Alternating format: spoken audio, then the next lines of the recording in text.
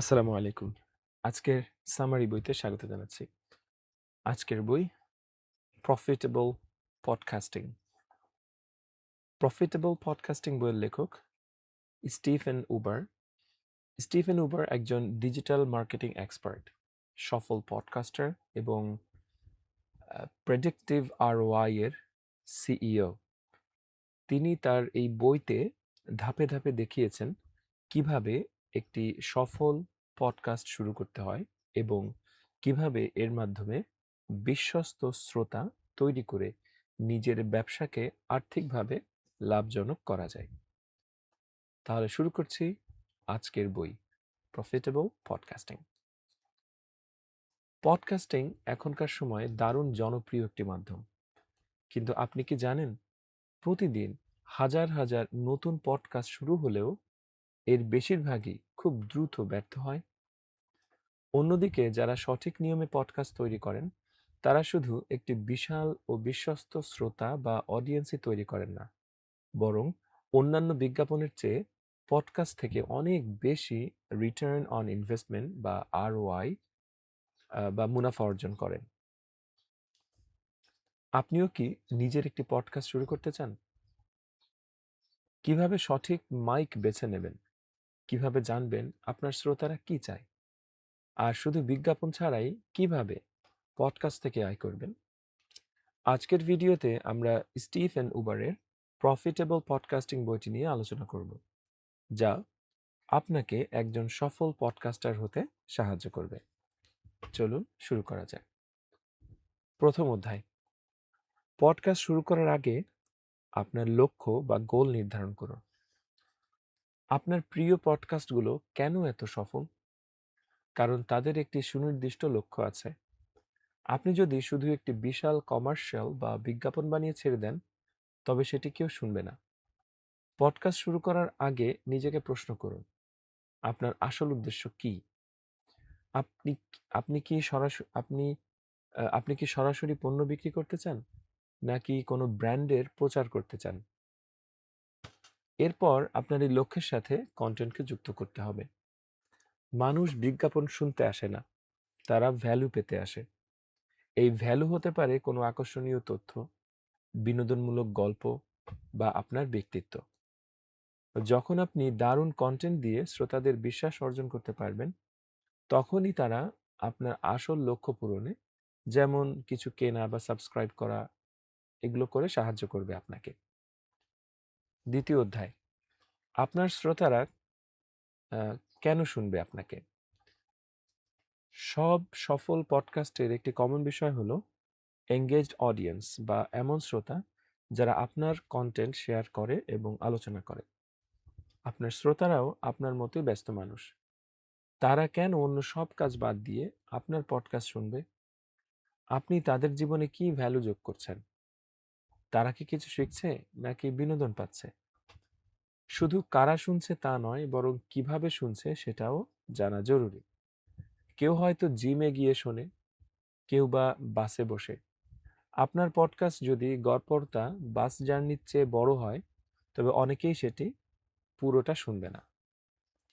এজন্য একটি কাল্পনিক অডিয়েন্স তৈরি করুন, যেমন ব্যস্ত মানুষ হাসান বা কিছুক্ষণ পর মনোযোগ হারানো রীতা, এরকম। এরপর চিন্তা করুন আপনার পডকাস্ট কি তাদের দৈনন্দিন রুটিনের সাথে মানানসই। তৃতীয় অধ্যায়, ডিসকভারেবিলিটি এবং ধারাবাহিকতা। আপনার পডকাস্ট দারুণ হতে পারে, কিন্তু মানুষ যদি খুঁজেই না পায় তবে লাভ কি? মানুষ যাতে গুগলে সার্চ করলেই আপনাকে পায়, সেজন্য আপনার একটি সুন্দর ওয়েবসাইট এবং প্রতিটি এপিসোডের জন্য সঠিক কিওয়ার্ড ও মেটা ট্যাগ থাকতে হবে। এছাড়া পডকাস্ট অ্যাপগুলোতে আকর্ষণীয় কভার আর্ট এবং ডেসক্রিপশন ব্যবহার করতে হবে। সবচেয়ে জরুরি হলো নির্দিষ্ট নিশ বা টপিক বেছে নেওয়া এবং ধারাবাহিকতা বজায় রাখা। আপনি যদি সবসময় দুইজন মিলে আড্ডা দেওয়ার ফরম্যাট ব্যবহার করেন, তবে হঠাৎ করে কোনো স্কাইপ ইন্টারভিউ আপলোড করলে শ্রোতারা বিরক্ত হতে পারে। তাই ফরম্যাট এবং কন্টেন্টের কোয়ালিটি সবসময় ধরে রাখুন। চতুর্থ অধ্যায়, ব্র্যান্ডিং এবং ওয়ার্ড অফ মাউথ। আপনার পডকাস্টের শুরুটা হতে হবে প্রফেশনাল। একটি সুন্দর ইন্ট্রো এবং শেষের দিকে একটি পরিচিত থিম সং বা আউট্রো আপনার পডকাস্টকে একটি বইয়ের কভারের মতো প্রফেশনাল লুক দেবে। বিজ্ঞাপনের চেয়ে সবচেয়ে বেশি কাজ করে ওয়ার্ড অফ মাউথ বা মানুষের মুখের কথা। কিন্তু মানুষ আপনার কথা কেন বলবে? এজন্য আপনাকে আপনার নির্দিষ্ট নিশের কোনো জনপ্রিয় এক্সপার্ট বা ইনফ্লুয়েন্সারকে অতিথি হিসেবে আনতে হবে। তারা যদি আপনার শোতে এসে স্বাচ্ছন্দ্য বোধ করেন, তবে তারাই তাদের ফলোয়ারদের কাছে আপনার পডকাস্টের কথা ছড়িয়ে দেবে। পঞ্চম অধ্যায়, সঠিক সরঞ্জামের ব্যবহার। খুব দামি ইকুইপমেন্ট হলেই যে পডকাস্ট ভালো হবে তা নয়। আপনার রেকর্ডিং পরিবেশ সবচেয়ে গুরুত্বপূর্ণ। খালি ঘরে সাউন্ড একো বা প্রতিধ্বনি হয়। আপনি চাইলে পোর্টেবল বুথ বা ফোম ব্যবহার করে যে কোনো রুমকে স্টুডিও বানাতে পারেন। কাপড়ে ভরা আলমারির ভেতর কথা বললেও সাউন্ড একো হয় না। ইন্টারভিউর জন্য ল্যাভেলিয়ার মাইক এবং কম্পিউটারের জন্য ইউএসবি মাইক ভালো কাজ করে। রেকর্ডিংয়ের পর এডিটিংয়ে সময় দিন। অপ্রয়োজনীয় কথা, উম, আ, আসলে এগুলো বাদ দিন। তবে খেয়াল রাখবেন কথার স্বাভাবিক ফ্লো যেন নষ্ট না হয়। ষষ্ঠ অধ্যায়, আপনার কন্টেন্ট যেন একঘেয়ে না হয়ে যায়। পডকাস্টের সব পর্বই যে আপলোড করতে হবে এমন কোনো কথা নেই। যদি কোনো ইন্টারভিউ খারাপ হয় বা আপনার মূল লক্ষ্যের সাথে না মেলে, তবে সেটি আপলোড করবেন না।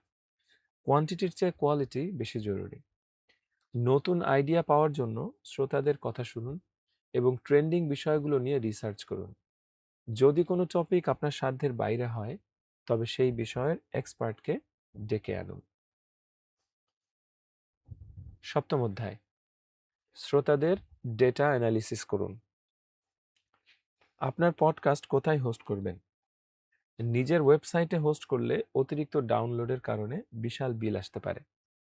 তাই লিপসিনের মতো পডকাস্ট হোস্টিং প্রোভাইডার ব্যবহার করা বুদ্ধিমানের কাজ।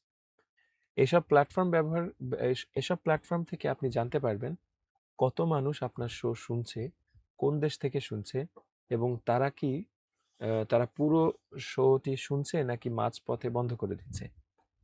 যদি মানুষ শেষ পর্যন্ত না শোনে, তবে শোয়ের শেষে প্রমোশন দেওয়া বন্ধ করতে হবে। এছাড়া ফেসবুক বা টুইটারের মতো সোশ্যাল মিডিয়া ব্যবহার করে শ্রোতাদের সরাসরি মতামত নিন। অষ্টম অধ্যায়, পডকাস্ট থেকে আয়। পডকাস্ট চালানোর জন্য ইকুইপমেন্ট এবং হোস্টিংয়ের খরচ আছে। তাহলে আয় করবেন কিভাবে? প্রথমত, বিজ্ঞাপন। আপনার শো এর মাঝখানে নেটিভ বা স্বাভাবিক আলোচনার মতো করে বিজ্ঞাপন দিতে পারেন। তবে খেয়াল রাখবেন বিজ্ঞাপনটি যেন আপনার শ্রোতাদের বয়স বা রুচির সাথে মানানসই হয়। তৃতীয় উপায়, মার্চেন্ডাইজ। আপনার পডকাস্টের লোগো দেওয়া টি-শার্ট বা মগ বিক্রি করতে পারেন। ঝামেলা এড়াতে অন ডিমান্ড প্রিন্টিং সার্ভিস ব্যবহার করতে পারেন। তৃতীয়ত, সরাসরি সাবস্ক্রিপশন। প্যাট্রিয়নের মতো সাবস্ক্রিপশন সার্ভিস ব্যবহার করে শ্রোতাদের কাছ থেকে সরাসরি মাসিক ডোনেশন নিতে পারেন। এর বিনিময়ে তাদের স্পেশাল কন্টেন্ট বা রিওয়ার্ড দিতে পারেন। এই মডেলে অনেকেই ফুল টাইম পডকাস্টার হয়ে উঠেছেন। শেষ করছি আজকের বই। একটি সফল ও লাভজনক পডকাস্ট তৈরি করতে হলে আপনাকে আপনার শ্রোতাদের ভালোভাবে চিনতে হবে এবং তাদের জীবনের কোনো ভ্যালু বা মান যোগ করতে হবে। সঠিক কিওয়ার্ড, ধারাবাহিকতা, ইনফ্লুয়েন্সারদের সাথে ইন্টারভিউ এবং ডেটা অ্যানালিসিসের মাধ্যমে আপনি একটি বিশ্বস্ত কমিউনিটি তৈরি করতে পারবেন। আর এই বিশ্বস্ত শ্রোতারাই বিজ্ঞাপন, মার্চেন্ডাইজ বা সাবস্ক্রিপশনের মাধ্যমে আপনার পডকাস্টকে আর্থিকভাবে লাভজনক করে তুলবে। এই ছিল আজকের বই। আপনার জন্য অ্যাকশনেবল টিপ হলো, আপনার পডকাস্টের জন্য একটি কাল্পনিক শ্রোতা তৈরি করুন। তার একটি নাম দিন, বয়স ঠিক করুন এবং তার দৈনন্দিন রুটিন কল্পনা করুন। এরপর নিজেকে প্রশ্ন করুন, আপনার এই কাল্পনিক শ্রোতা ঠিক কোন সময় এবং কেন আপনার পডকাস্টটি শুনতে চাইবে। এই ছোট্ট এক্সারসাইজটি আপনার কন্টেন্টের কোয়ালিটি পুরোপুরি বদলে দেবে। তো এই ছিল আজকের বই। Podcasting, profitable podcasting.